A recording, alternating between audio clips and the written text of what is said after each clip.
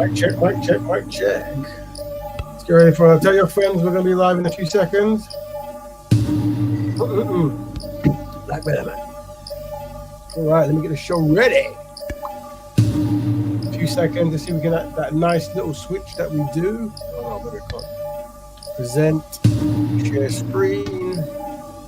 Dun, dun, dun, dun, dun, dun. There we go. And share. Look at that. Oh, it could have been a bit better on a transition, but whatever. All right, let me go to read mode. Welcome everyone to the Black Betterment broadcast. I'm your host, Rap Raven. What is this? Is this it? That's interesting. Oh, all right, because that's where it ended, isn't it? Oh, so now they put the name. Sorry, guys, I'm talking as I read. They've updated the. Oh, that's cool, isn't it? They've updated the interface of the software I use. Oh, very nice. Anyway, let me get rid of that. Remove to studio. Da-da. Anyway, this is the 206th show. That means a 206 attempt at working with the community to find solutions for Black people. Fantastic. Isn't that great? But the work continues. Yes, sirree. So let's do this thing, shall we? All right. Don't forget the Black Band Broadcast has an Instagram page. Very small following, if even that. I'll put it in the thing for you to follow. We make no attempts at promoting it to the state that we should. Let me put it in there. Da-da. Da-da. Can I move this out of the way? Can I not? Hold on. Yeah. It's a very rubbish thing. Hide. Oh yeah. Stop shit. I can't leave there for a bit. Cool. Dum. Yeah. Save. Excellent. Yeah. So Black Band, don't forget to follow it. Who's this? Someone. There we go. Excellent. We have a guest today, so hopefully the brother will jump on. Jump on when you're ready. Jump in when you're ready. Doing intro. Now, sorry guys, this is what I need. I don't have a secretary or anything, so I have to type and talk. That's how it goes. Intro now. Voila. Jump in when you're ready. Doing the intro now. Fantastic. Anyway, where are we? So let's start as we always start, family. We talk about the triple tragedies. Now, what are those? For those who are new, the triple tragedies, sorry, are these three things: white supremacy, oh no; anti-black racism, oh no; and the Ma'afa. These are bad things, very bad. Oh yes, but those triple tragedies. I struggle to pronounce anything late at night. Sorry. These triple tragedies, they have contributed to the double dilemma, and that is that Black people are despised and disorganized, collectively inadequate, and collectively have no friends. Very shocking when people hear that. They get high anxiety. But not to worry. This truth means that this double dilemma means we have to have a solution, or even a single solution, which is Black Betterment, the lifestyle of Black Betterment. Black people continuously helping Black people on Black issues. That's it. That's what we promote on this show. It's that simple. We promote a lifestyle that should be taught to kids, not kids, and elderly, and everyone in the Black community, a concept, an idea, and that is fix yourselves. It's quite simple. Black people helping Black people on Black issues, but make it a lifestyle. Make it a consistent lifestyle that we teach. And when you do that, you'll see progression. This is a fact. So don't forget. Hold on. Oh, got a lot of messages. People want to debate me. I'll jump in after the show. As you know, the internet, you say one comment and then everyone fires back. So let's go to the triple triumph. No, let's go. Now we're gonna. What we're doing? Yeah. So don't forget, we'll send the link out for people to jump in. We might have a special guest today, which would be fantastic. But don't forget discipline, dedication, dignity, and discernment, if possible. That's what we try to do on the show. I try not to use derogatory language. Try to use descriptive language if possible. All right, lack of liberation in Black music. Are Black musicians incentivized to have liberation topics? And that comes from Buju Banton's. It was on the Drink Champs, I think, and he said something. And I saw one response, saw a lot of responses in comments, but I saw one from a Afro Beats artist, so I downloaded that and well, let's do a case study. And then obviously fleeing the Black community. Why do Black men openly flee from the Black community? Question, guest speaker. So yeah, I talk on a lot of topics. You tend to find that the topics I talk on in the three main areas I tackle is Black health, Black economics, and Black families. But the one of those three that always gets like the biggest pushback is the black families for multiple reasons. And we have. I was speaking to one gentleman. I can't. Maybe I should try to find the feed because if he does jump on, just so I can brush up. Where is it? What was the topic? What was the context of that, brother? It was. Give me 17 seconds. There we go. It was this. It was in 1994, the moment Duncan and his ex-wife Amy became lovers. All right, cool. Yeah. So it's, as you know, usually I get a whole lot of videos, of the robotic or AI voice and background piano music, whatever. And it was just a generic one about a basketball guy called Duncan, Tim Duncan, sorry. And he married a European woman, as you do when you're rich and black. And then I think she left him for a lot of money, something like that. And I did my generic codified response, or one of them, and that is, remember your ancestors when you pick a wife. That's what I read. And I think the brother jumped in and he said some stuff, which will unpack when he jumps in. But yeah, and he said he wanted to talk about the topic of fleeing the black community. So we're going to, if the brother went, let me see if, hopefully he'll jump in today. But before we deal with all that shenanigans and good stuff, let's start with the roundup as we do. Tell your family and friends we're live. We look through videos and we just give you the black Betterment perspective of those videos. So let me see what this week there is. Oh, you know what? I should download that. It's a shame to get that one. Oh well, is what it is. We're gonna do one. What are you gonna do? So what we got. Did I not label? Yeah. Okay. 0% of how can that? So this is I'm watching. I haven't seen it yet, but I'm currently trying to watch a show called Supercell, which is a superhero show made by, I guess, a British director or a screenwriter, as well as starring some black British-based actors, and then they're just asking him about that show, I guess. Change moving forward. If one day Netflix wake up and say, you know what, we're giving shows to people. Do you want your show that you created and written? And that's not going to happen. But that's just Netflix's model. Right. I'm not here to complain about it. I knew what I was walking into. People have walked away from the, do you know Michaela Cole who done I May Destroy You? So it says that it was written that she turned down a big paycheck because she couldn't own anything. Mm-hmm. And I admire her for that. That was her second TV show. She probably saw it was like on her first TV show and probably told herself, second time around, I'm not doing that. And she walked away from the deal, and then the show became a massive success where it went anyway. I wasn't walking away from the deal because that was my first TV show, and I was like, opening for you. I'll take this money, and if you don't keep that one, that's fine. I'll make another one. But I know enough to know without me, the show probably. Big up, Musa. I know you're trying to get in the back. I don't know if your thing is connected yet. It says device is not connected. So just to, wouldn't be the same, so it's cool. But in general, even if that show is theirs, I can make another show. And now I know how it goes. Next time round, I'm going to be trying to go into my ownership bag with it. I own 0% of and how can that change? So big up, brother Musa. Hopefully your machine is working. We'll let him find his mic. But yeah, so this is the... What's going on? Big up, brother. Good to hear your voice.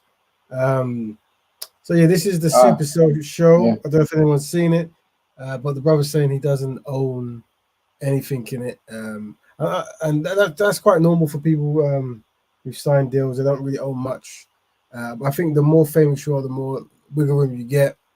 But we cover the show. Did we cover the baby ring dish? I can't remember if we covered that show. I can't remember. But Scottish man made the show. He might own that bit. I don't know. But yeah, the brothers are saying about, it's quite a big show on Netflix, but he doesn't really own anything with it. So it's just a reminder that, you want to have black-owned media, black-owned distribution at some point in the future, just to get more ownership. So let's carry on looking at the fantastic videos that we do our case study. Feel free to jump in, Musa, with anything you want to say, if you want to say it. What we have, Scott? I haven't seen Supercell yet. I heard it. I've heard it was very I heard that the TV series performed very well, and it was number one on Netflix. That's how big popular this Supercell has been, and I understand. I think he's already working on season 2. Right. Yeah. Like he's onto Ratman is onto something. He's onto something there. How can you have but with such a high performing TV series and you don't own anything in it? then all it is like he's going to be making a lot of money for other people. Yeah. So hopefully, let me just pause this for a minute.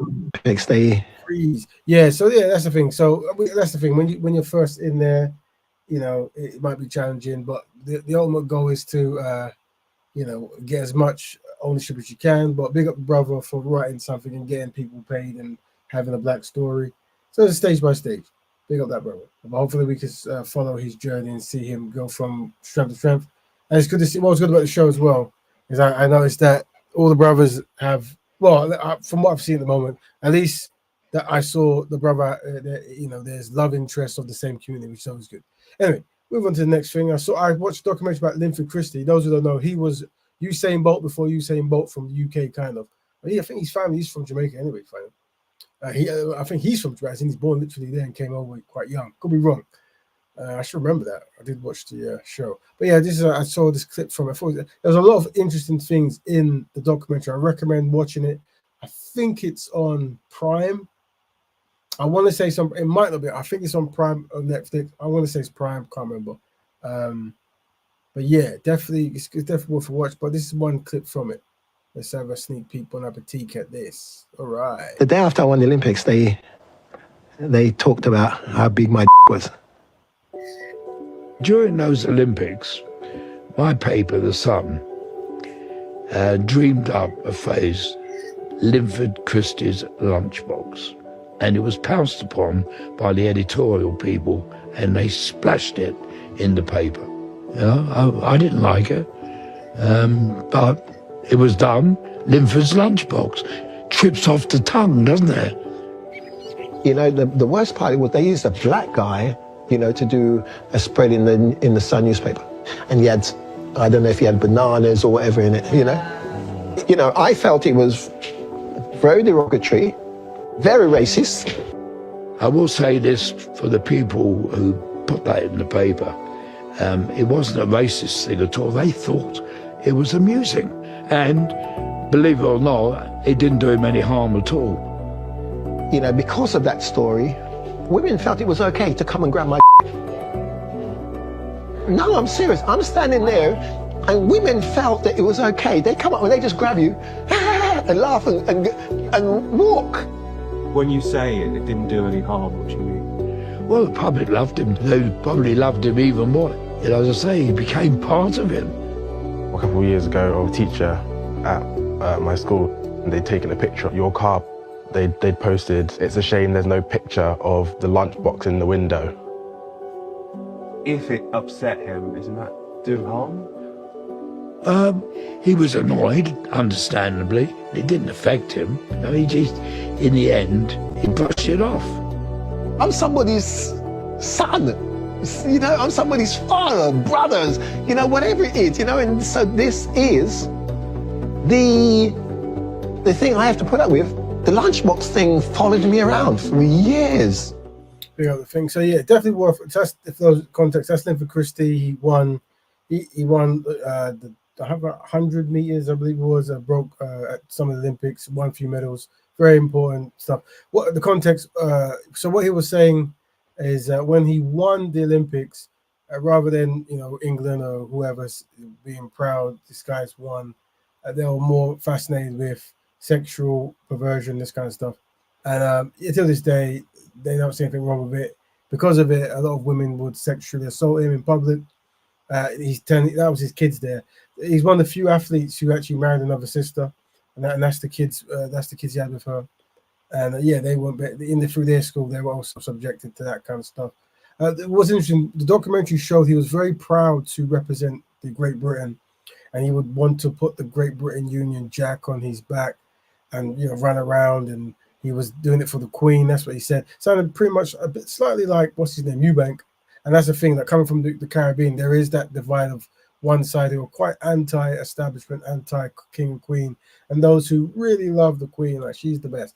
And he might or is in that kind of camp. And but despite the loyalty, the gold medals for the UK and all that kind of stuff, they still were more fascinated with the whole sexual part of him as an athlete rather than his actual goal and stuff. Very interesting. But that's quite that was or is quite a normal thing. Big up, brother Dominic.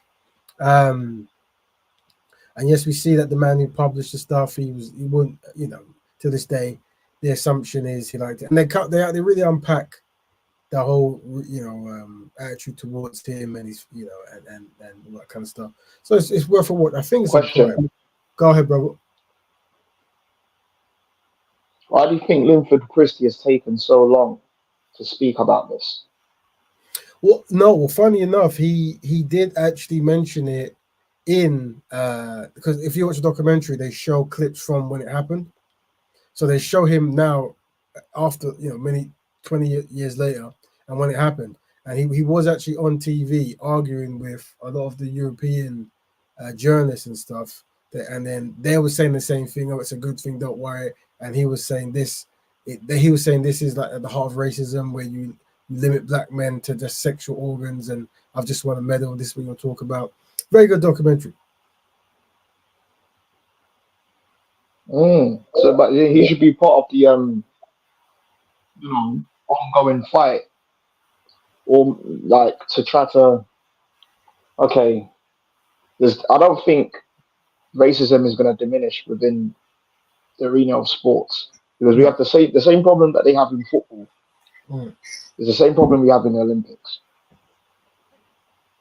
Do you see what I mean? I hear that. So everywhere we are representing in this country in sports, we've got this racism problem. Racism in tennis, racism in Olympics, racism in football, racism in Formula One with Lewis Hamilton. I heard about that. Yes, I did. So if we're not really getting any, now we are getting somewhere in terms of sports because we're achieving, but the racism is continuous. So at what point are we going to say, come together and say enough is enough, or it's time to exit the country? Build one's own nation. I hear that. And I think my response to that is yes, all ideas are good ideas when it comes to that. I think a big up Empress Christie. Always important to see the sister in life. My thing to that is I think the standpoint I'm at is how to get unification, or at least unification amongst a small elite first. Because once there's unification, then you can have concepts of leave here, go here, or these things don't affect you as much because you've got your own thing going on. Like you see other communities go through certain forms of discrimination, but they have their own thing going on, or their own ownership things going on. So it's, they have different ways to tackle it. But the good thing with them is they're not as deeply tied to other communities. The biggest problem I find with the black community is being the descendants of enslaved people and colonized people. We're deeply connected mentally and physically, it seems, to other groups. So my thing is play sports, be successful, but be connected to the community where you use that wealth and that fame to try to build stuff, right? I would suggest that's a good idea. But unfortunately, I would say there are zero to little any brothers or sisters who are connected to any form of black betterment concept who are rich. But I also have to big up in America. I have to big up what's his name, Ice Cube, who is always been politically savvy, but he actually owns a sporting league. So so there's 3-on-3 basketball. I think it's called the Big Three, and this is quite big in the sense of it's almost like you have five-a-side, you have football and five-a-side football. It's a variant of basketball, and it was in the Olympics. I don't know if it's the first time, but it was in the Olympics. So he owns like the biggest league. I want to say it's the biggest league, probably in the world. Could be wrong, right? So and if they follow a certain template, that will go from strength to strength. And he's an owner, so that's a good look. So getting black people into ownership of leagues, teams, and all that makes life easier. As in, just like what's that brother name? Colin Kaepernick. He took a stand on racism. And because all the owners of the teams are European for the most part, he hasn't been able to find work in the NFL for 7 years, for a very long time. So this is this is why you need to have ownership, and where if something goes wrong one way, you can there's always a black defense league or whatever that you can fall back on? Can I respond? You most certainly can. Yeah. I think the only way the people that's gonna make it happen, we don't really have an elite that would fight for one's interest. I think the class of people that's gonna do it is the class of people that are, motivated or driven to do that. You see what I'm trying to say to you? We have a false class, black class that is under the mind control of the elite. We have a false class of Africans. Yes. So we have to create a class of Africans that are into self-empowerment. Of course. That's really what the fight is, isn't it? The one group of blacks that are into self-empowerment will clash with the other class of blacks that are under the mind control of the master. Yeah. So let me add to that. So I agree. Everyone agrees. That's a good point. What right now, any elite in the black community have been set up by non-black people or non-black interests to do things that doesn't benefit black people generally. We've seen this consistently. So the idea is this, by definition, doesn't count as a black elite. It counts as another people's elite working by proxy. So what we're pushing forward is to a new term as an open door elite. And then once the open door elite becomes the famous elite and everyone's aware of that concept, then it becomes the actual elite. So one thing we'll do is just have a definition where if some group of people are doing things that isn't in the black people's best interest, then they cannot be recognized as the black elite, because that's not how elites work. Like, what activity are they doing that's elite? Are they using their elite activity to undermine black progress?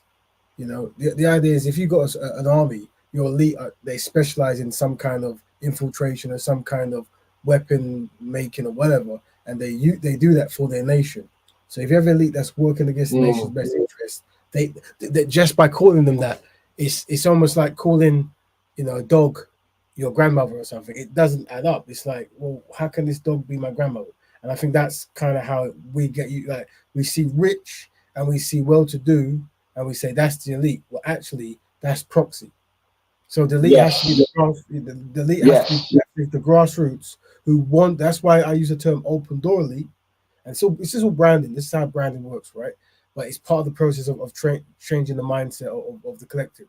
So by definitions, like, you give the community the training that when they recognize something, it doesn't count. Like, that's not like Betterment based, so it can't be any form of elite or any form of like anything, because we've read their kind of transcript and they're saying that they don't believe in black woman, black man, they don't believe in black businesses. This cannot be the elite, and then they're taking money and giving it away. Blah blah blah. That's right.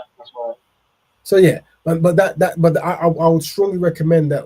That's why I use the term everywhere I go, open door elite, and it causes a slightly anxiety at first. But that's the concept of the marketing technique, isn't it? You're just like now, a well executed anti-black collective have taken the word woke and made it a pejorative, or a negative term.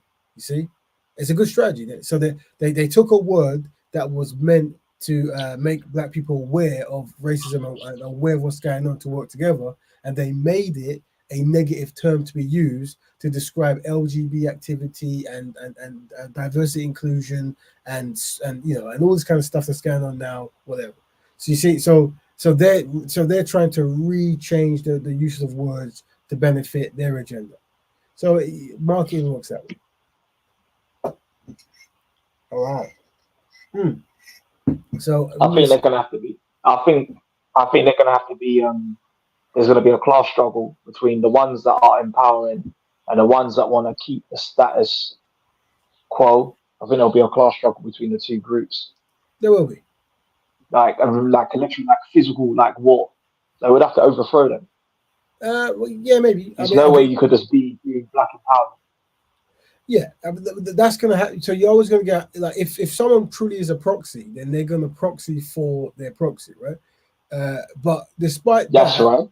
Yeah, despite that, the ideology matters, and that's why every time I debate any brother, any sister, big time, I let them know this is my ideology. This is the purpose. This is why it's there. This is why it's important. And that way, we can, it allows them to say, "I'm going to stop you." I don't mean, especially with a lot of the black guys in speaking school and stuff, right? I've told them my ideology, and they go, "I'm going to stop." And I go, "That's good. It's good that we understand." Yeah. Rather than everyone saying pro-black, but really not everyone's really pro-black. So we break down ideologies. Like we break down, this is what black betterment means. This is what Pan-African means. This is what black nationalism means. This is what B1 means. And this is the history of it. And here's what we're going to try to do. And then that's why when I start breaking down each term, you realize that the majority of black people who people think are black, pro-black, are not. And that's why here we talk about the two terms. There is racial repair and racism repair. And I think what I call most of the black people who speak in the area that I'm around, I call them racism repairers, meaning they're here to fix racism, as in they don't like it that they're black and they're being mistreated by being black, or someone is saying something that's like a police is harming them because they're black, and they want to change that. While a racial repairer wants to fix black people and put black people in a position where we're always defended, you see? So there's overlap, but this is what happens. So that's why definitions matter, you see? And black betterment and the betterers, we come to make those things make more sense. And we're going to go to the next video before we start. So if you're going to think, let me see, what LGBT, no, gangster, what's that one, next gangster? This one's a bit shocking. Listen to this one, I guess. In that life, so I'd let you get in the car, put a chain in you, give you a name. I know you're thinking, I'm thinking, wow, my nickname was Skelly. I was a skinny guy. I'm with Skelly. Got the gangster music on. We're hitting a corner slow. We're smoking and bring you to the older parties. The girls know who you are now. You're selling drugs. You feel like a man. One or two you feel bad for because you're using them and they're going to get spit up, chewed up and spat out. But most of them now, because the way I've seen it is, it's better you getting 13 months in jail than me getting my second time 4, 5, 6 years. And if I don't do it, you use the same thinking someone else is going to get this kid. I might as well do it and pay the kid. But yeah, you don't understand you're ruining their lives. And the ones that I did not care about, well, to me, it was part of the game. I feel bad now, but back then, I really didn't care. One or two who, you get to know the situation, the mums struggling, they're just poor. You feel bad what you're doing to them. But the ones who actually want to come around and want to go shop for you, you're like, yeah, you deserve it because you want to be in this life. The kids that are around you, the kids that's lonely, he's isolated, the kid that hasn't got the Nike trainers, the kid that he's got no dad and his mum's not cornering him in at 8 o'clock and it's dark. Them kids that are wandering around, the kids outside the chippy, you can always see something vulnerable about that person. And if you become their friend and you can turn them against their parents, because if I give a young kid 10, 20 pound just for holding a bit of weed, and I don't even need them to hold it. I know that if I give you this, you're going to be like, yeah, Matthew, trust me. But then I'm giving you 20 pound. 20 pound at the age of 10 when your mum's struggling just to get you to school, that is a lot. And then the more money you make, you feel like a man now. You can say to your mum, yeah, mum, I don't need bus fare for school. And then other ways was you groom the mum. So you got the mum who's got 2 kids. You see her coming from Quick Save. Back then, Quick Save was the best place. And she's got no frills. She's only got 2 bags. So you go to the house and this is someone in your area, so they know you. You can't just go to a stranger, but someone who knows you. I'm like, oh, you're right, Matthew, can I use your toilet? So I've gone there, I've left a bit of weed upstairs. And then she's phoned me, oh, you've left something in the toilet. I've just put it in a bag. So I come and got it and said, yeah, I gave her some money. And I just said, listen, I know you're struggling. If me and my brother come here, we'll give you 5 ton a week. But anytime we come more than twice, we'll give you say £150, £200. So when we're doing drug dealers, people from Birmingham are coming, we'd use her house. But then she's making more money. So now you see her leather settee, which everyone wanted, the recliners. Instead of going to Quick Save and getting 2 bags, she's coming back in a taxi. Her kids, instead of having Dunlop trainers, now I've got Nike going back to school. And I know it's bad. And then some of them, you sleep with them because, you're somebody and they feel that you love them. You tell them all that crap. But the bad part is when they want to stop. And then she wants to stop, but you just basically use the money. Now, if you pull the money out of this house, she's going back to struggling. She's going right back to struggling. So it's kind of, that's the bad part about it. When you're grooming someone's mum and you're using the money, and these people don't really want to do it no more, but you're addicted to the money and you see it. It doesn't make you feel good, but needs must. All right. So this is a brother from Birmingham. He's ex-gangster, it says, groomer, and he's sharing these techniques of how he would build up a small empire with children, younger, ages around about 10, younger, a bit older maybe, and the technique, what it is, and it's like any kind of a grooming kind of scenario. And this is the thing. It's obviously this is it's good that he's giving us the insight. Well, many of us already know, but this is why you kind of want to obviously have your family around awareness to stop this from happening. Definitely men in your life who can stop this or have a complete unit where there won't be cracks in your household where this kind of alleged need happens. But it's what you want to do as well as you want to try to find this gentleman himself, but when he was young, and stop that cycle. The power they use and the techniques they use to do one thing, they could use to do something else.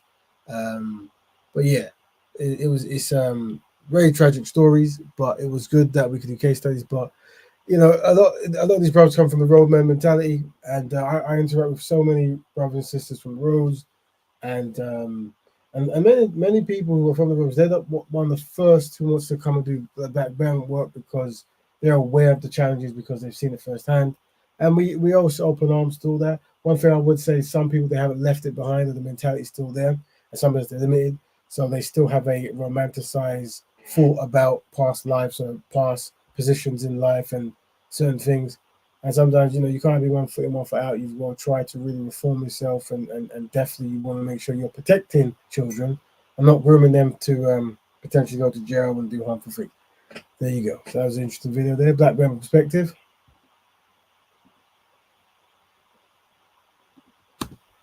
Actually, Bill, Question. Go ahead, my friend. Go ahead. In relation to this, yeah, Yes. Criminality, gangsterism within the black Yes. community. So therefore, we're really fighting as a black community, as a black British community. Yes. Is it fair to say it's a war on two fronts? We're fighting our own trauma, going on within our own community. Mm-hmm. At the same time, we're fighting the other communities that are trying to oppress us. Of course. So who should we fight first? Well, I mean, who do we fight first? Who do we try to eradicate first? Well, yeah, it's a very good concept there. Like who to? I think sometimes you have to wear two hats in the sense of, and this is what I try to do. If you try to fight both of them at the same time.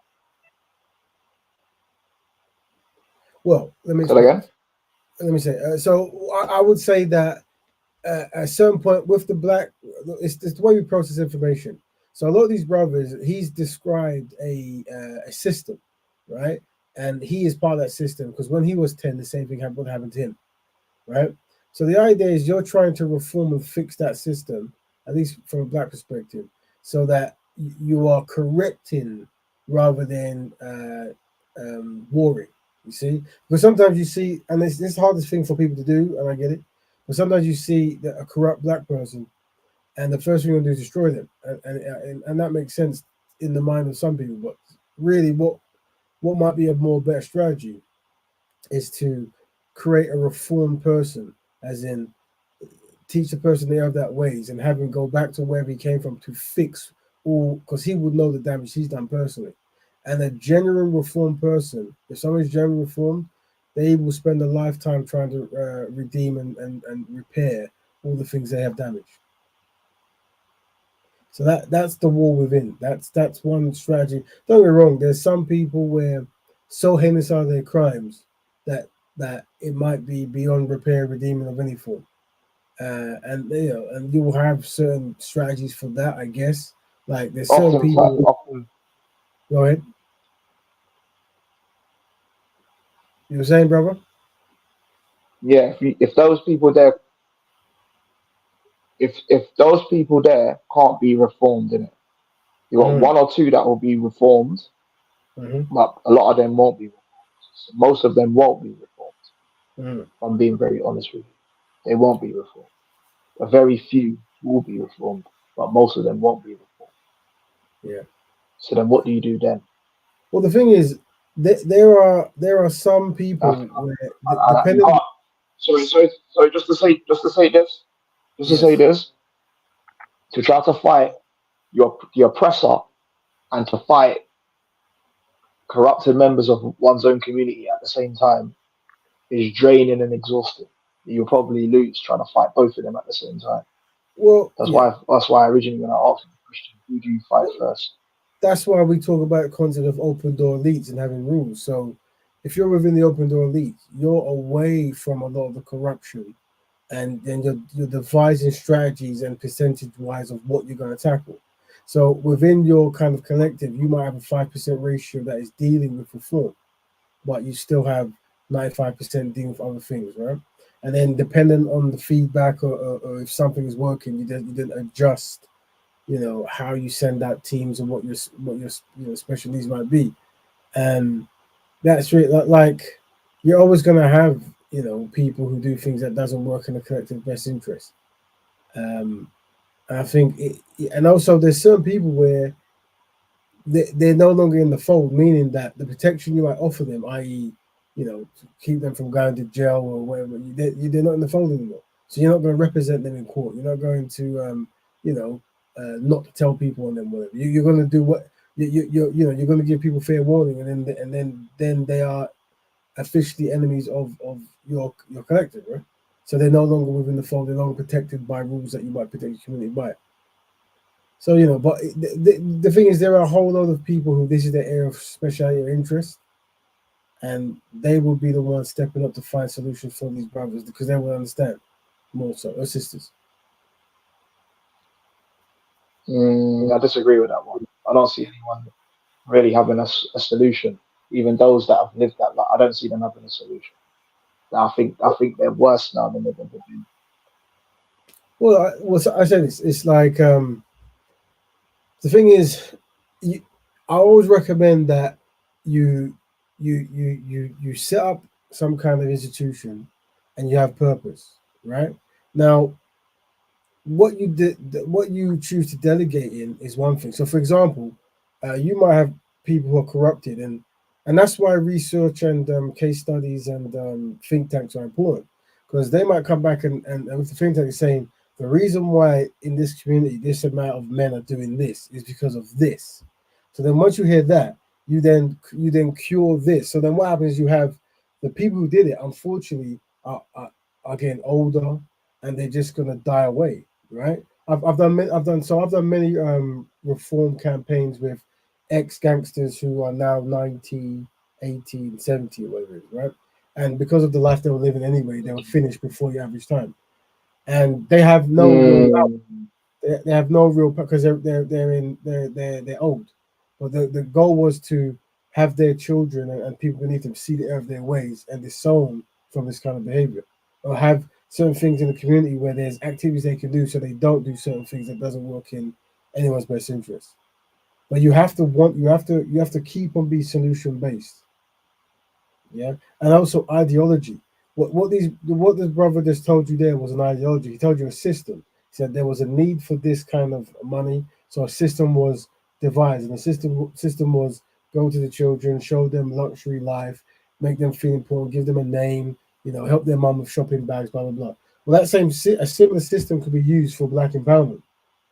You see, where you're creating a concept that people value and they see value in it.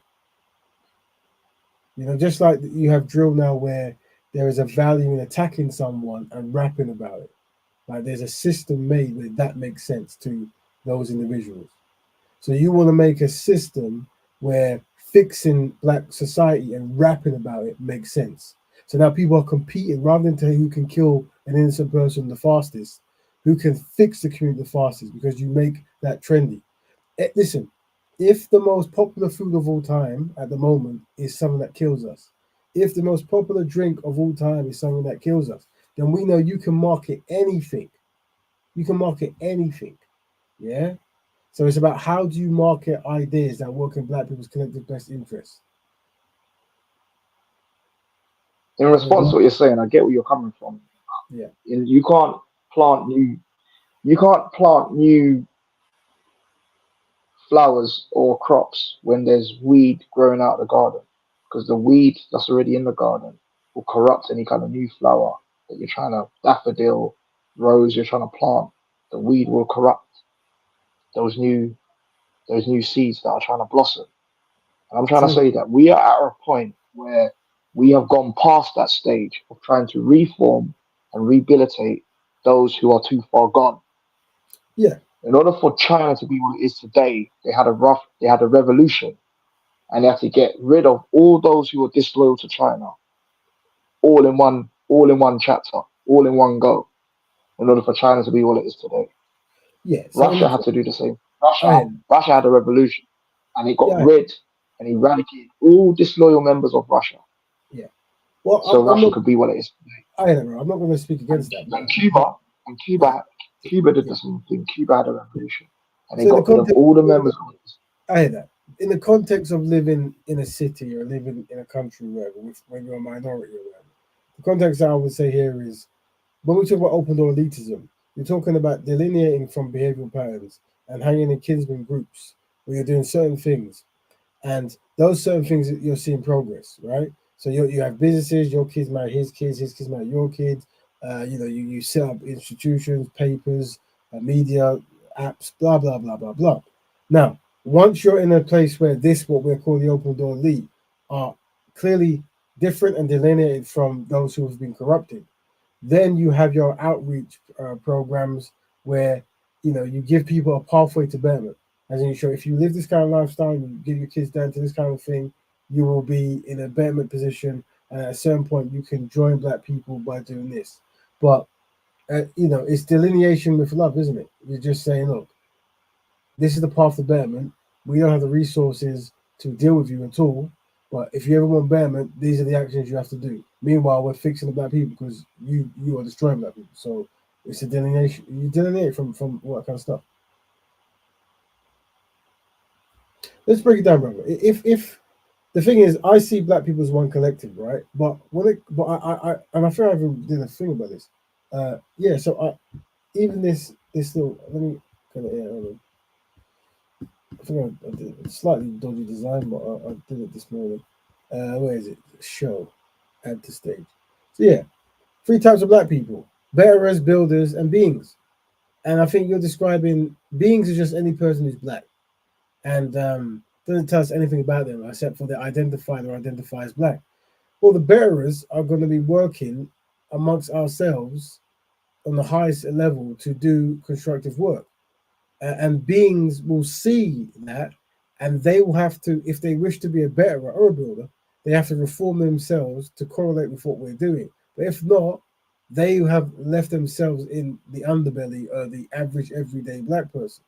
Well, what I would definitely not recommend is you see a certain level of corruption or error-prone behavior, and then you limit what you think people can do. You are allowed to ignore people and to do your own thing. You are allowed to carve up society as in different classes. You are allowed to have one group that's religious, one group that's business, one group that's based upon some kind of ideology, and one group that's the underbelly. But the only thing is the underbelly. The idea is from the high echelon group is you remarket Black society. And this is very important. So that the face of Black people are the Black betterers. So like if you go to Asians, if you go to Jewish people, if you go to Indians, whoever, you're always going to have people who do horrendous things in those communities. But what other communities are very good at is making sure that they don't become the face of the public. So once again, owning media and creating your own narrative is key. So once we do that, they will be back into the underbelly rather than the mainstream concept of a Black person. And then from there, you will show the pathway to betterment. Meanwhile, you are doing betterment. Meanwhile, you and everyone else who follows the same ideology is continuously doing something. And the pathway is, I guess, see it like if you're a Christian, the Christians are doing what they're doing, yeah, whatever that is, yeah. And the sinners are doing whatever they're doing, isn't it? And the sinners can be a Christian, but they have to follow the path, innit? The rules. And that could work for any kind of religion, lifestyle, whatever. Just there are rules to be here. And if you don't follow these rules, you're not here. And unfortunately, many of these ex-rogue gangster men, they have to reform themselves. And that's all it is. I don't think it's the same though. Cancer is cancer, and in order for that body to be healthy, the cancer's got to be eliminated, or that cancer is going to grow and it's going to corrupt the body. Yeah, brother, I'm not here to disagree with you. So, yeah, I'm not let me agree. not saying that you disagree. No, But I no, was no, trying I'm to. not, but I hear you. I hear you, and I'm not. Do we not need a more Yeah, definitive answer? yeah, Because we're in a critical situation yeah, as a group of people that have for generations ignored certain symptoms. yeah, We didn't grab the bull by the horns from the early 1900s to the 60s to the 70s. Then we now have to call a spade a spade. Because when we yeah, can call a spade, we can be more definitive with our answers. Then we can make a decision to either tackle yeah, this first or tackle that second. And then we have to use all our might in order to stamp out, crush, and in order for new flowers and new hopes and possibilities and new generation that can blossom without the baggage and the yeah. pressure of the previous generations and their failures coming down onto the descendants. Right. So, so in the context of owning a nation and being the president and making a call, that's one thing. Well, in the context of being a community group, what I'm trying to demonstrate is you can delineate from people and do your own thing. Yeah. Now, I don't get on the internet and start talking about very literal things, as it pertains to culling and purging and eradicating. I don't. It's not really. You have to get a specialist in to really decipher that and break that down.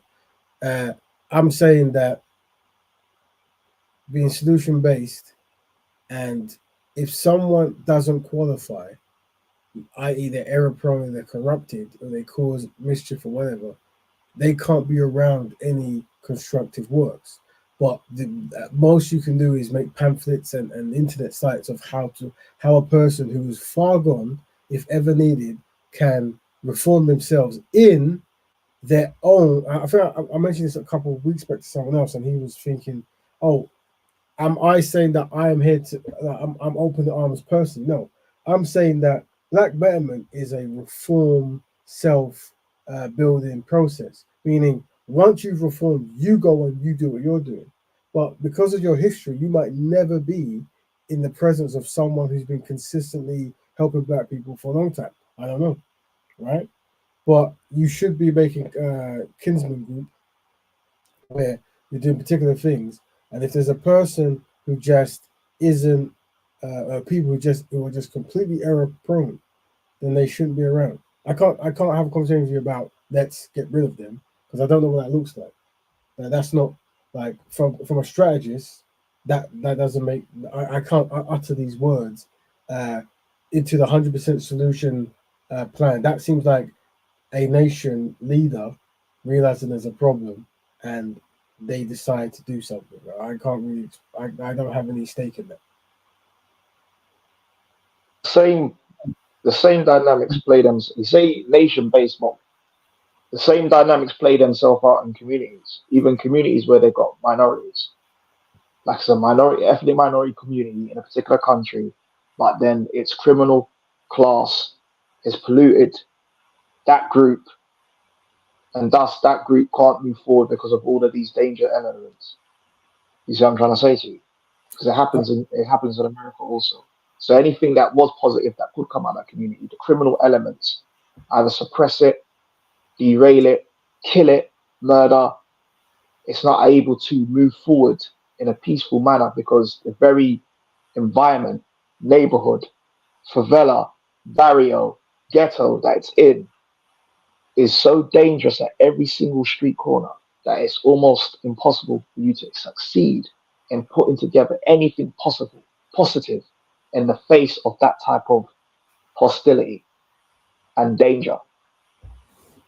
So you have to make sure that that environment is safe, like eliminated all those dangers for the potential of a positive thinking, clear-minded, well-balanced person to step forward, or it's just not going to work.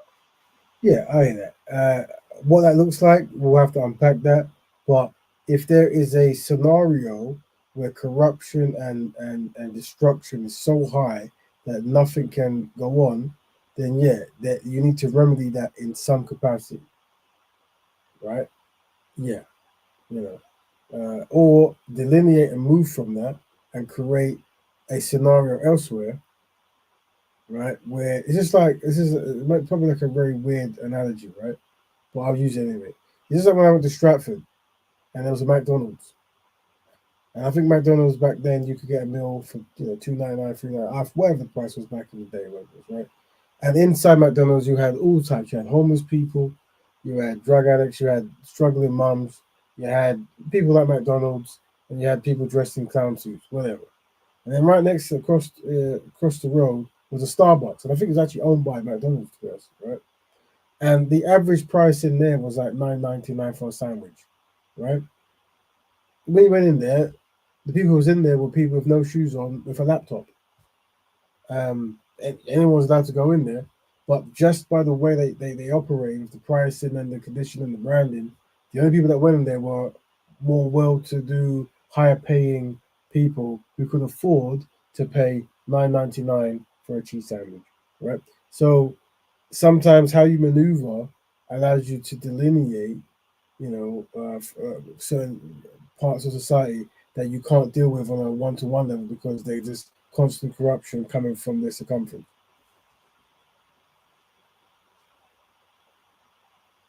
But yeah, but to just saying what you're saying, right? Me personally, any idea that helps black people, I'm for.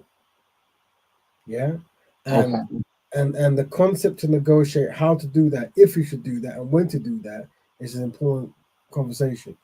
It has to always be tactics over trauma, strategy over stress, organization over outrage. Yeah, and so people ask me, what do I agree with? What do I don't agree with? I agree with Black Betterment, meaning whatever works for Black people collectively, we should do. Yeah. So if something is constantly causing an issue and someone has a solution that makes sense at the time or is foolproof or whatever, so be it. Right.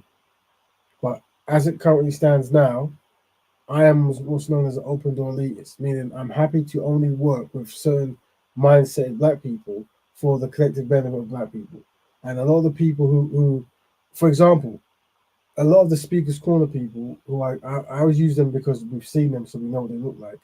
They're good brothers, as in within some area, good brothers. But little to next to none of them will be in any meeting I'm doing because they still haven't come out of the historical challenge they're going through. They're still going to be engaged in behavior patterns that doesn't work in anyone's best interest. You see?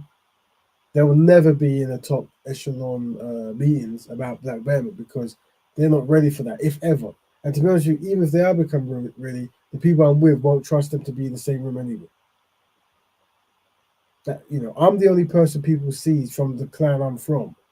Everyone else, they're too in their own kind of like established world to want to be seen public.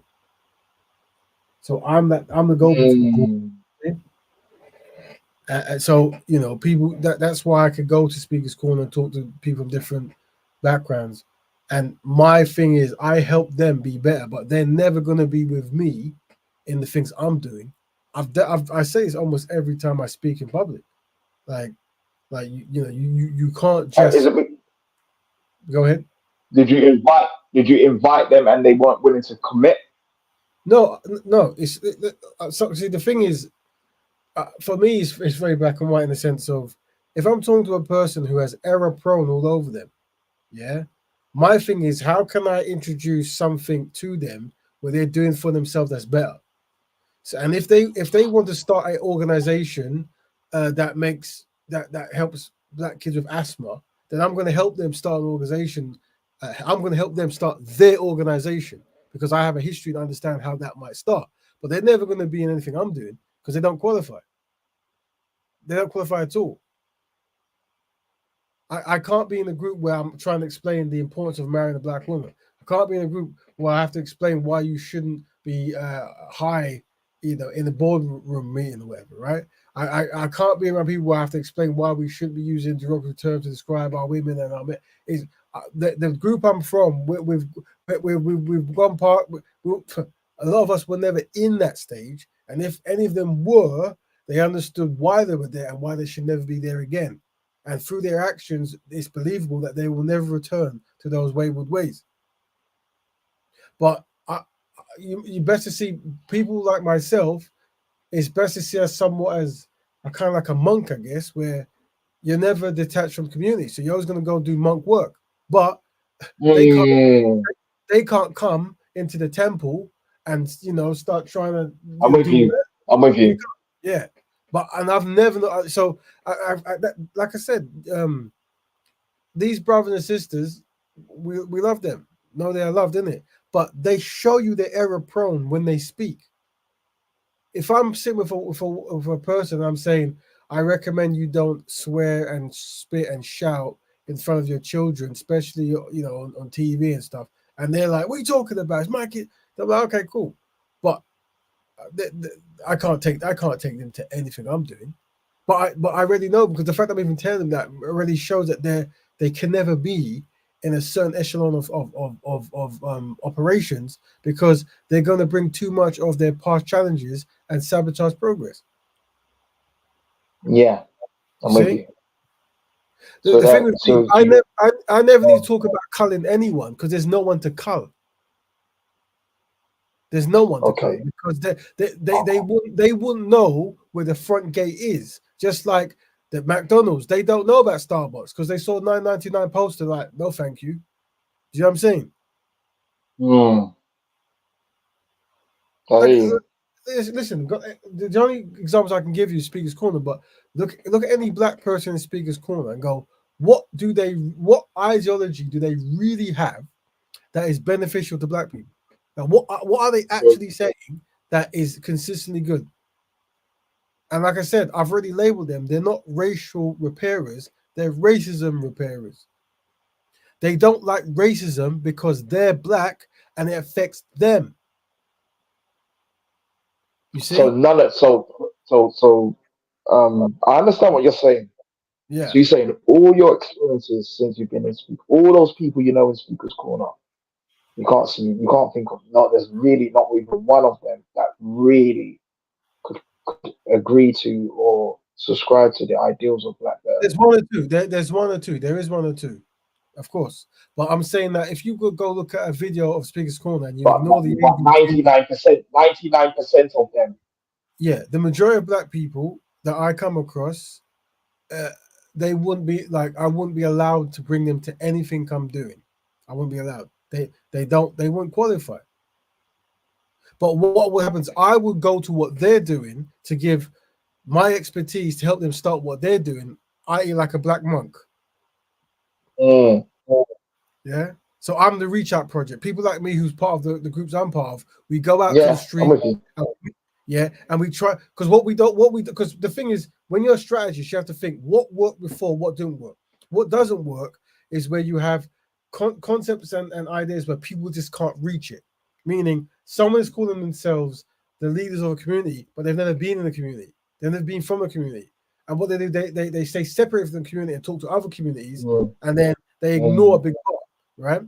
So what we do, we have an open doors policy, but you can't come here beating up women. You can't come in here hiding drugs. You can't be selling drugs to kids. Yeah.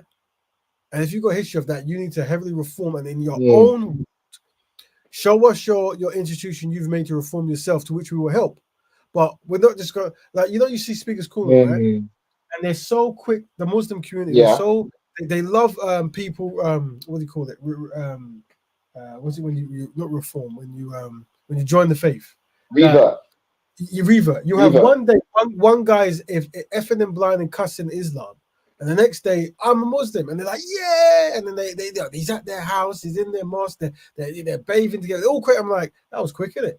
Surely he should have to maybe reject and fix the 5 years of damage he's done to the Muslim community before he's just forgiven overnight and he's accepted it, so that means it's going to work. We operate that way. If you spend a whole lot of time doing destruction, you have to spend a whole lot of time doing fixing, and repair. And only after you've gone through the stress and strain of repair upon repair upon repair can we go, you know what? This guy, he's a bad man. For 10 years, he sold drugs for 4 years. Rehabilitation. Yeah. Yeah. But he spent 7 years and he doesn't even want to join what we're doing. He just wants to do good work. So now we're going to reach out to him and say, brother, we see what you're doing and you're ready. But no. It's like, I don't know. I'm not what's the guy from X-Men, Charles Xavier, where I can't read people's minds, but you can see the consistency or the lack of consistency in their behavioral patterns. You're like, yeah, that guy ready. It's just simple, right? Be constructive and love black people collectively. That's it. Yeah. Put the needs of black people before yourselves. Yeah. This show's a perfect example, right? This show is a weekly commitment to black people for me to turn up, to use the limited skills I have to make something, right? I've got so much going on, but I have yet to not do this show. Now, this show is not popular by any means. You'd be lucky if you get 10 people per week on this show, right? Right. But this show is a consistent, it's almost like church on Sundays. It's like if a black person wants to be constructive, they can come here and it'll be there, right? That's what it is. It's consistent. Yeah, we could like do a complete salacious concepts and make fun of these kind of people to get like a click rates and all that kind of stuff to make things popular. But that would work against black people. You see, so having black people's needs come first is the primary. Yeah. And that's what you're aspiring to be. So we allow all people in their own time to aspire to that realism. Yeah. Let me add the barrel back. Sorry, it will cut. But anyway, that's us. We actually had a guest. You know what? Hours gone by, and we've done the. Let me open up the show. Who's this? So let's make sure the brother. He might be. I don't know if he's there. Is he here? Where's this thing gone? Is he? There we go. Let me see. Maybe he's listening. If you're listening, brother, feel free to jump in. Click on the link. Are you jumping on? Can you hear me? Yeah, I can hear you, brother. Now I'm gonna open the show. Now you can carry on asking questions you want, brother. We've got now we're gonna open the first topic. Where is it? Where is the first? Oh, hold on. What's it again? Lack of liberation in black music. Are black musicians incentivized to have liberation topics? Let's play what caused this and the response to it, and then we can offer our 10 pence piece. Hold on. We've got a message as well from the family. Let's check. Raven, if you can help 10 or just 2 people in the black community, let me move my things in the way, sorry. Let me put on the thing as well. Raven, if you can help 10 or just 2 people in the black community, you've done more than most black people. Big up, family. And that goes to you brothers and sisters as well.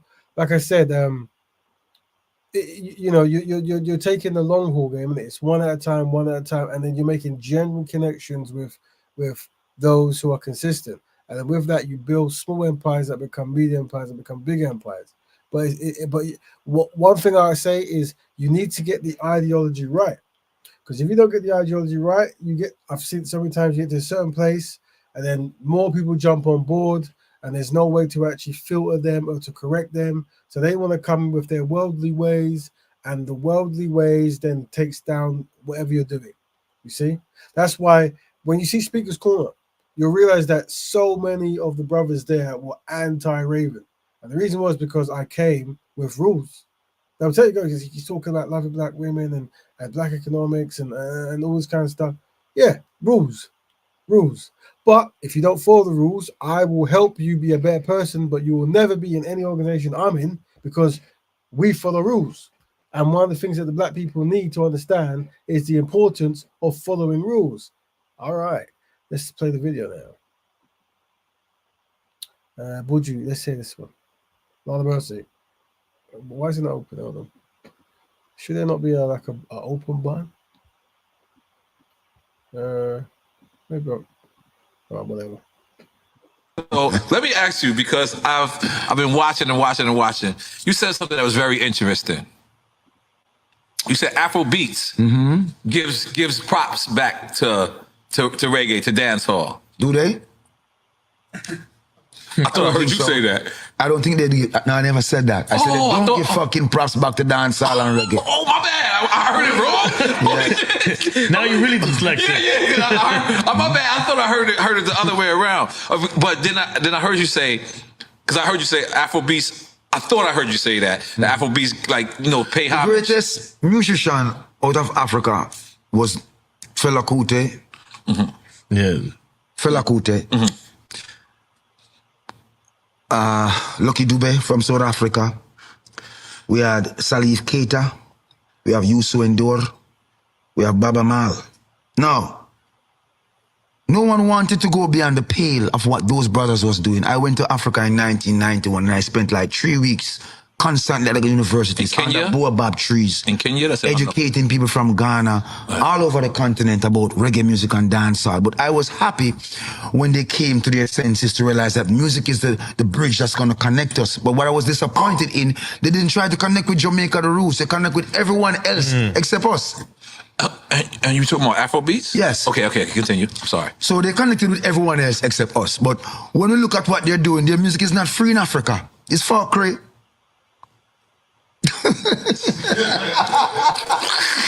I didn't know what to say. The music need to free Africa. If I am all the way in Jamaica and my country and my people fight for free your continent with word, sound and power, and you have the ability now and all you're singing is fuckery, you don't sing a song to free Africa all now. We'll need them bringing this to the forefront of your mind, but we desire more from them. You want the money? Go get it. But what's going to be said about you later on and your posterity? You didn't make any impact. So reggae music still stands predominant. It is still the king's music. Yes.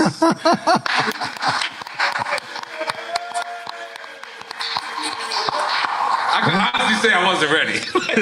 I wasn't ready. Not the way you set it up. You set it wrong to start with. I might have heard it wrong. But then I also heard you say, and this is something that I've really listened to you. Let me ask you a question. Okay, yes, please. I'm in. Tell me one Afrobeat song that can uplift us. Uplift us, take us from... Kenya is suffering. The young men of Kenya are revolting. South Africa is on Sudan, South Sudan, you name it. But which one of these songs can I relate to for a peace of mind to tell me that I'm in the struggle and we are going to be better in the struggle, and even though the struggle is hard, we're going to overcome? Tell me. You know what? So, I don't think I can. Reggae music. Right. Listen, a lot of culture vultures out there. We have sat and we have watched reggaeton taking reggae music. I was going there. Hold on. I was going there. Let's finish with Afrobeats and then let's go to fuck with our music so hard and stolen our culture. I'm not knocking nobody, but you don't give us no respect, motherfuckers. Right. And you still expect us to kowtow and act like we take something from you? This is the king's music. Your music shall come and it shall go, because it has nothing to do with soul. It has nothing to do with building energy. Our music is time marker. You can remember when you went on your first date, when you had your first sex, when you marry your wife, when you go to the first dance. It's time marker, because it's the king's music. Yes. You can remember when you're happy. You can remember when you're sad. Yes. You can remember all the things, because there's a music to mark that time period. Right. But everyone wants to take from reggae. You want to ostracize us, underpay us. Let's just stick on Afrobeats for a second. That is direct from reggae, though, right? No. Really? Afrobeat is from Africa, but the influence, you know what I mean? But and I'm sure that the Afrobeat artists will say to you, oh, Afrobeat has nothing to do with Jamaica. And we'll say to them, our music has everything to do with Africa. Right. We don't dichotomize. We don't separate ourselves from Africa. No point, no time, no day. Because the drum in our music is what speaks to our soul. I think the drum in your music speaks to your soul. But what are you saying? It's important for you to, it's easy for you to have anybody to listen to you. Right. Just don't get that wrong. Right. But what do you have to say to them? There's the hard part. I was thinking about Joanna. I was like, that's not uplifting. I was like, maybe I should close my mouth. Yeah. It's easy for you to tell the masses to listen to you, but what will you say to them? You know, we gone from people singing about the freedom that they desire, people singing about the hope of their nation rising to the apex, a hope of their people and the young man them realizing that this is a great nation and they need to take the bull by the horn, to someone who's people want to plunge us back 45 years, 55 years to where it was Europeans. Now, if we look in sub-Saharan Africa, we see Africa rising up.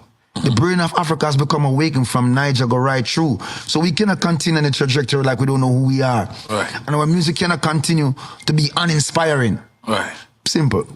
Yeah, so that's Buju Banton giving his angle on Afrobeats. So he mentioned a lot of things. He did mention that liberation and music, and back in the days there was more coming from African artists, and now there doesn't seem to be that much. And also, he says that a lot of those artists are reaching out. I'm not necessarily reaching out to the reggae artists. This is what he's saying, but we can unpack that as more. But what I'm interested in is the response from a few or one. Is it this one? Oh, maybe it's not. Is it this one? This is you guys will know the artist more than me because I'm not that trendy. Interview. Yeah, I saw it. I saw that. How do you feel about him saying that Afrobeats doesn't pay any homage to reggae music and we don't make uplifting music, and that reggae music would make music for Africans to free us? First of all, Buju Banton is someone I respect so much. Like, during their time, it was different. They've already done that. In the world we live in today, you come with that message, you're not even gonna be heard. There's so much going on. Yeah. The kids of today, they don't want stress. They don't want too much talk. Just want to vibe. That's right. Yeah. Even me, I had to tap into that. I don't want to be singing at this stage of my career, Abola. No, I could be singing, take it easy. Ooh. Whatever you do, hold it strong. If I do that, not gonna get, I got kids to feed. Family. I also think there's a point. He's trying to awaken our spirit. I think so. Sometimes listen to what like a legend is saying. You might not get it straight away, but if you look deep, the future, our children, what's we're gonna leave for them? Yeah, what future do they have? A lot is going on. Africa needs help. If we turn everything into vibes, how long is that gonna go?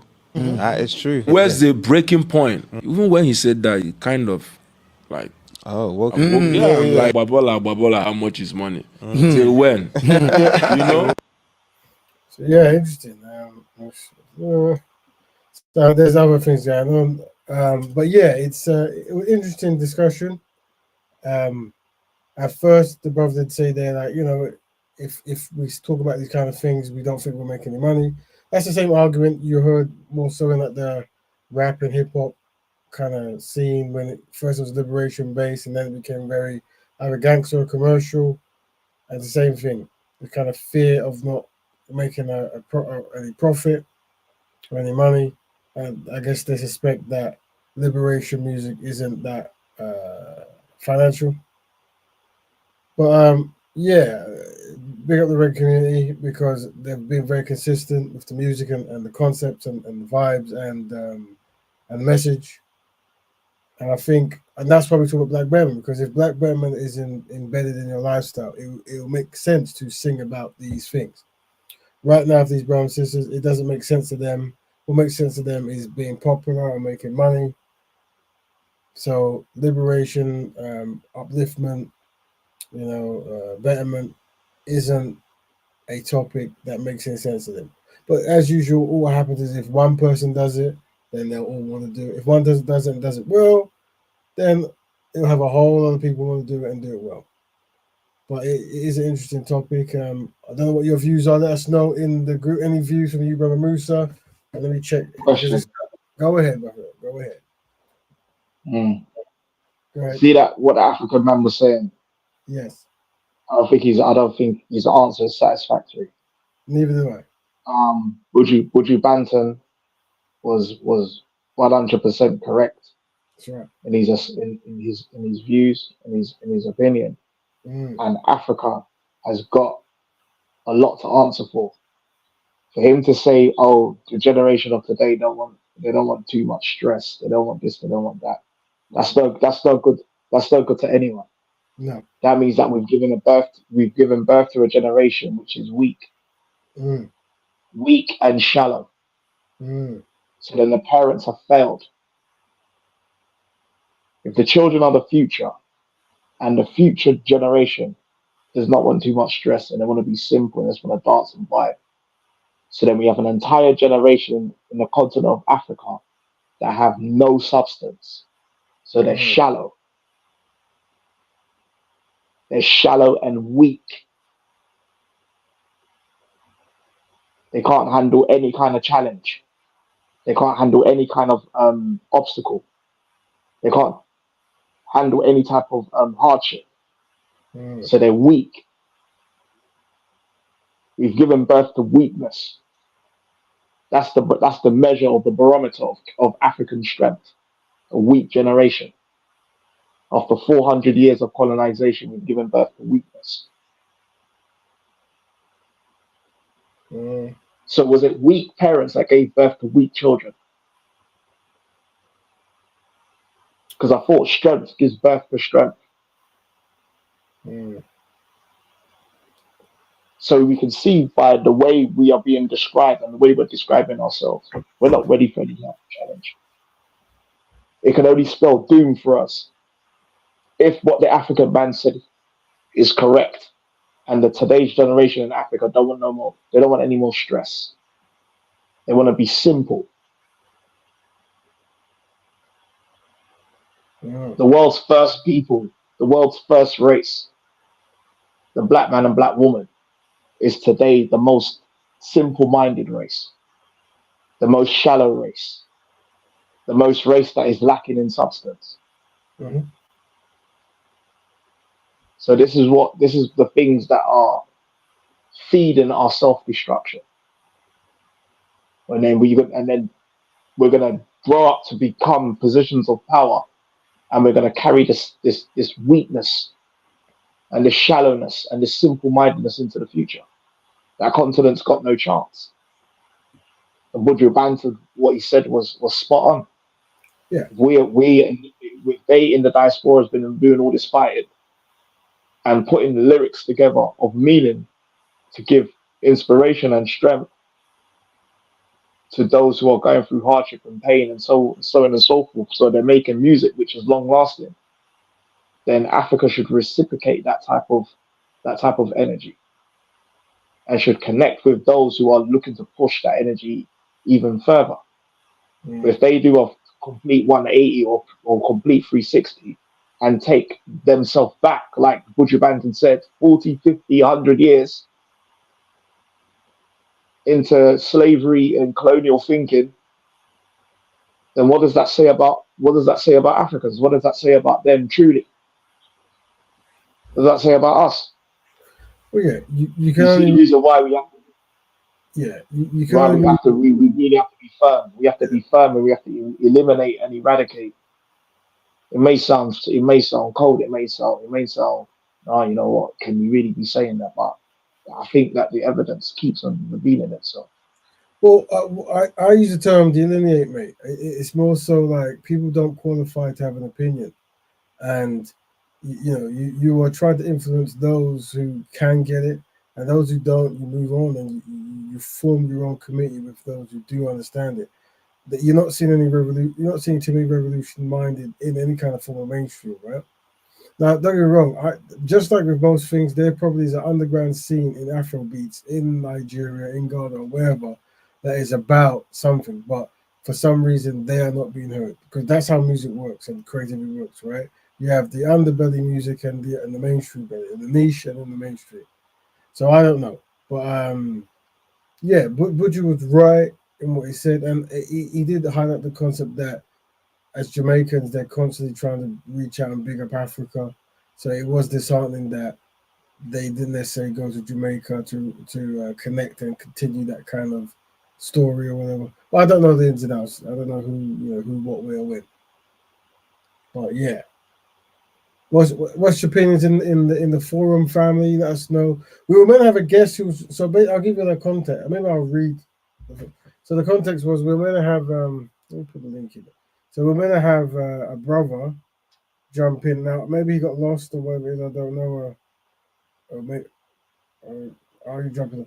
But he's basically. Let me read this just so if he doesn't jump on, I'll give the context of what caused the second topic. And that is, how do you find this stuff now? Where I get this stuff? There you Let's click on. Let's click on this. Click on that. In 1994, the moment Duncan. All right, cool, man. So basically, so like I said before, there's a video where a European woman marries a basketball player, and then she takes his money. Blah blah blah. And then so I writ. This is what I writ. I said, remember your ancestors when you pick a wife. That's the Black Bear response. And then the brother who said he wants to come on and speak about something, he said, I remember the abuse, I'm picking white. So I don't know if that was a comedy joke or whatever it was. So I assume what he's saying is he was abused by black women. I don't know. So I responded, we try to train our men to be leaders, but yes, sadly, we fail. I'm sorry our community couldn't empower your choice and behavior. And I also said, yeah, he might have deleted one comment because I would never put two things back to back. But the next thing I said was, yes, the white man is better than you at making his women desirable, but you want to compete with, but do you want to compete with him against him? I said, right. Then the brother came on and said, it's just safer over here, less conflict, less BS, just my personal experience. This is a brother from obviously America. I lived in Colorado, my pronunciation is bad, for 15 years. Been in the DMV, that must be I don't know that location, for 8 years. And I'm not shy and I don't cut cards and I tell it like it is. I've had up-team problems with my own kind since moving here. It's sad to say so myself, but I'm not going to cause myself issues messing with people who've shown me time and time again they don't like me. So I think with this brother, even though he's talking about women, I think he's also talking about the community, as in he's delineating fleeing from the community. I think he's saying that. And then he asked me, am I drunk? And I asked him, what ethnic group are you from? I'm not Black American, African American. So he's not African American. He must have moved there from somewhere else. Where does your parents come from or tribe do they belong to? Is what I asked him. And I think that's what he personally messaged me. And he said Blackfeet South Oak Cliff in Dallas. I don't know what that means. I don't know if is that like an Indian thing or is it, I don't know what that means. Right? So I said, brother, come on the show and we'll discuss blah blah blah blah. And he said he's going to, but maybe he's doing psychos. Who knows? But the reason why what he said is important to what we're saying a minute ago is because it's the kind of stages of awareness, right? So you have that black person who, and we there was an African brother who sounds just like, he might from the same country, I don't know, but they're in the black community and they're displeased with so many activities they see. They're completely disgusted, and in a certain context you can understand that. So what happens? They want to do better than where they're at. But where they delineate, they're different from where the average pro-black person would be, is rather than actually try to fix that, they want to go into the community group that contributed to the destruction of their group, and then live with their women and their men and be like, a honorary guest in another community, and that's where the challenge comes in. You see. This is what happens a lot. They will feel they are better than, corrupted, unfortunately, black people. And if they want to feel this way, let them feel this way. But where they join the same ranks of corruption is where rather than try to fix it or work with others to do constructive works, they try to burn down the black society and just jump into other communities. So this is the problematic that we see. And I suspect this brother was no doubtly of that same kind of mindset. But it would have been good to pick his mind, as we do, to see, what, where, and when, and why, and all the good stuff. But unfortunately, he hasn't jumped on yet. And I will be ending early today. I've got to do some design work. But we are joined, fortunately, by Brother Musa, who's always asked the most important questions and allows us to really, unpack good case studies and good ideas. So big up, Brother Musa. Thank you. Now, I've got another question. Go ahead, brother. So since we find ourselves, with people who are disgruntled or upset with the current situation within the community, and we don't have you know, like a go-to. Something's wrong in the community. Do you have a place? You know, you got like Citizens Advice Bureau. Mm-hmm. We need to have like a black bureau where people, like, you know, something like that, where people would go to and say, yeah, go over there and discuss your problems with that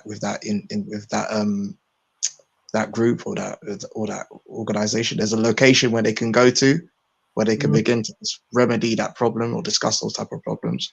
This is the kind of stuff that we need to be like. Any kind of oppressed, marginalized group should have at least something that caters to some of these problems, so that we can, before it gets to the stage of this black person you was describing before, that he's just fed up and he's done and he's gone off in another direction. Before it gets to that, we can catch the problem early and maybe able to prevent the person from growing up into this type of anti-black person. Does that make sense? It does make sense, brother.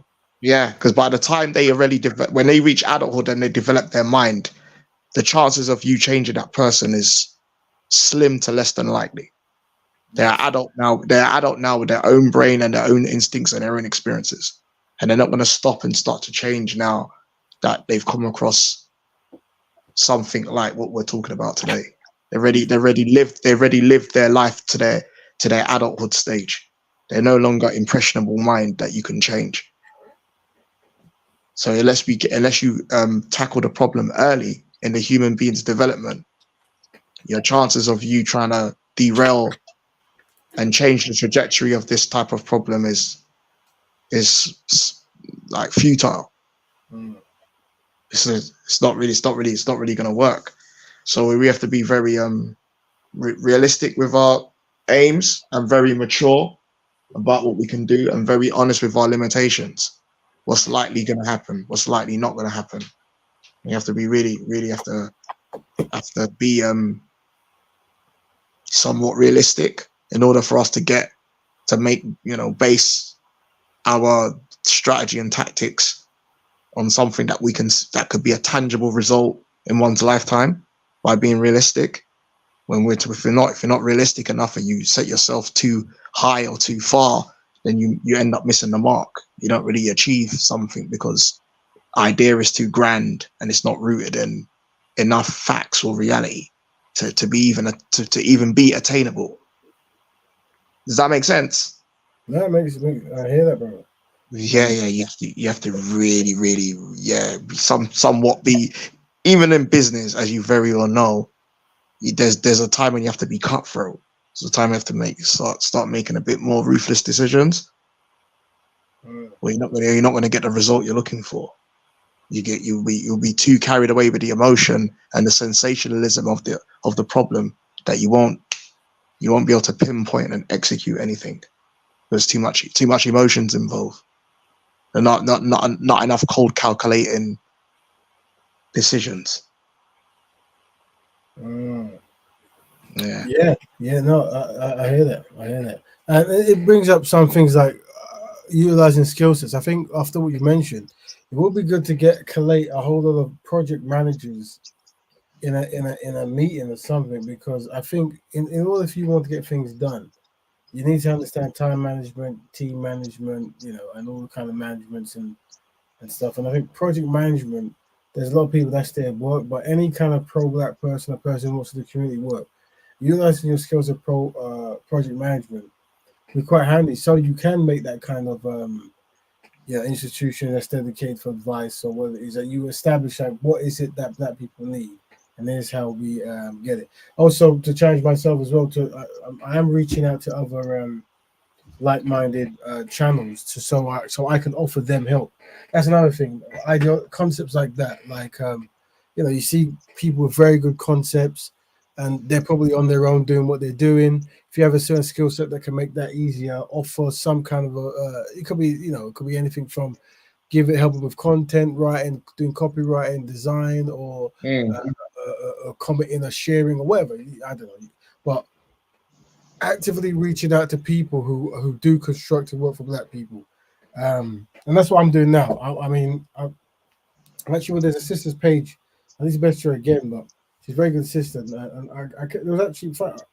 there was actually she did some story about something biracial or something like that. But there was a biracial woman who said something, and the way she said it, I said, oh, okay, well, I'm trying to interview the woman who owns the channel, but you'll be interested to hear your story as well. But so I've messaged both of them as well as some other guys. But you have to keep following up because the internet, blah blah blah. But I'm definitely trying to live by the principle of reaching out to perceived constructive people to see if I can help get them on a show or to help them get to the limited skills I have. If I can use those limited skills to get them to the next stage, so more people hear what they're doing, blah blah blah. I would recommend that. You want or even even having an office or a few spaces and places like a black. That's why I used the example, a Black Citizens Advice Bureau, black one. Yeah, like they go in, they sit down, they got the lists of things that, obviously you won't be able to help someone with everything, but even the fact that we have a service that services our own. I thought it has come to me in my mind. I was like, you know what, we should have something like that, One in London, one in Birmingham, one in Manchester, one in Liverpool, like at least there's one there, innit? They can go there and say, look, this is what we have available. You consider this, consider that. You see what I'm trying to say to you? These are the kind of things that we need to be kind of pondering on. Do we even have the initiative to set up things to help and cater our own? Yeah, these are good points. Big up. So before we go, I need to go to bed for tomorrow, whatever. But what I would say is this. Big up the brother, moves for jumping on. I'm gonna end the video on a positive one. This is the brother. So those who watch the Olympics, there was a American brother, Noah, I believe his name is, yeah, he was. I don't know. I think he won a gold in one event, but maybe he won a few medals, and I think he might be the fastest in 100 meters this year, maybe. But big up him, man. He did a lot of things. He challenged the NBA players to come down to the Olympics, and that was a good look for him to get the NBA's finest to play in the Olympics. I watched that; thought it was very good. But also, I didn't know he's dated one of the other. I think she's from Jamaica as well. One of the other athletes. I think they're dating. But it's good to see two athletes. Two black brothers and sisters, whatever. Man and woman, I should say. Embracing love and being, at the height in their professions, and more like this. Let's just watch their video of them doing what they're doing.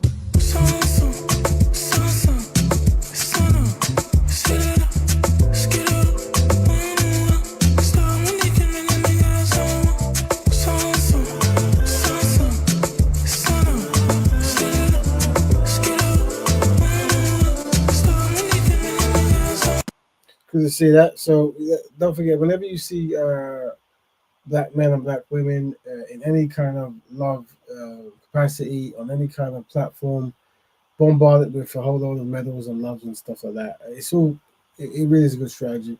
Change the algorithms, make that the face of black people, to have constructive black man, constructive black woman, constructive black family. Trust me, it's a good strategy. Even if you don't practice yourself and you're headbutting the screen because you feel away, I don't know.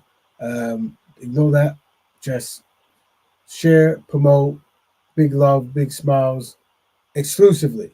Constantly promote it and constantly make it a thing that the community loves, because the more, just like if being successful, the community parades around and loves, you're going to get more people want to be successful.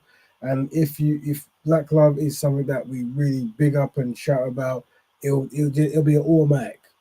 Yeah. Agreed. Agreed. Like I said, before I go, I've done a lot of black belt work throughout many decades, right? And if you ask me, the key most important thing has to be black families. It just is. Like I thought it might be this, that, and the third, but black families are really the foundation. And once you got that foundation correct, then you can start putting the ideology, which is Black Betterment.